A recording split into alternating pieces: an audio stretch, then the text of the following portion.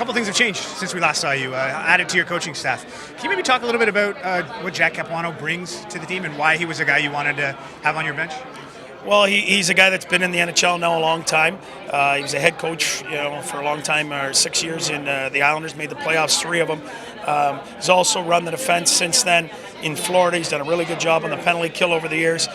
Just a guy that brings stability and detail approach on a day-to-day basis. He's professional. He's approachable to the players. So to me, he checked all the boxes. What was it about kind of the finals between Boston and St. Louis that maybe you saw that something the Senators could try and duplicate? Well, how physical St. Louis was. I mean, the games they won, they got in on the forecheck, they got after Boston's D, they hit them hard, and then they stayed above them all night.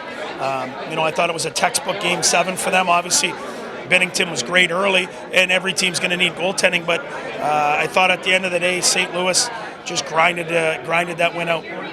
It's been about 3 weeks since you've been hired. Have you had a chance to spend some time in the city at all? I know you mentioned you bought a house. Are you getting maybe more accustomed to the city now? Yeah, absolutely. We looked at a lot of homes and we went around and we have a 3-year-old boy. I have a 15-year-old boy as well. So we wanted to make sure, it fit the schooling and all those things kind of checked off. So they did. And I also wanted to be close to the arena, a little bit closer anyway, so I can get there. So yeah, it's, I can see the passion in the city and I see how much the people want things to change, and it's going to. With kind of sorting out that side of things, have you had a chance to maybe catch up with some of the players since you've been hired?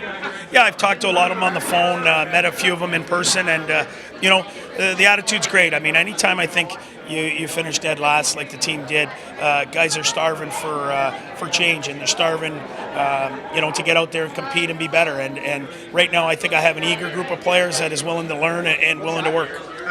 The Sens recently signed Nick Ebert, somebody that you've kind of maybe had a past with. What kind of player is he, and how is he a guy that maybe fits into the plans around here?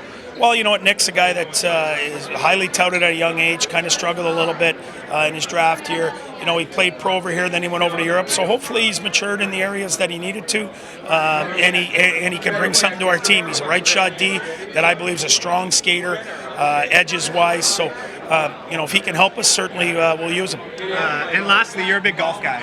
So is this a great way for you to kind of maybe introduce yourself to some of the fans and the staff out on the golf course today at the Alumni Tournament? No, absolutely. I mean, I'm not very good at it, but I do love golf. But yeah, you know what? I like being outgoing. I like talking to people, and this is a perfect situation.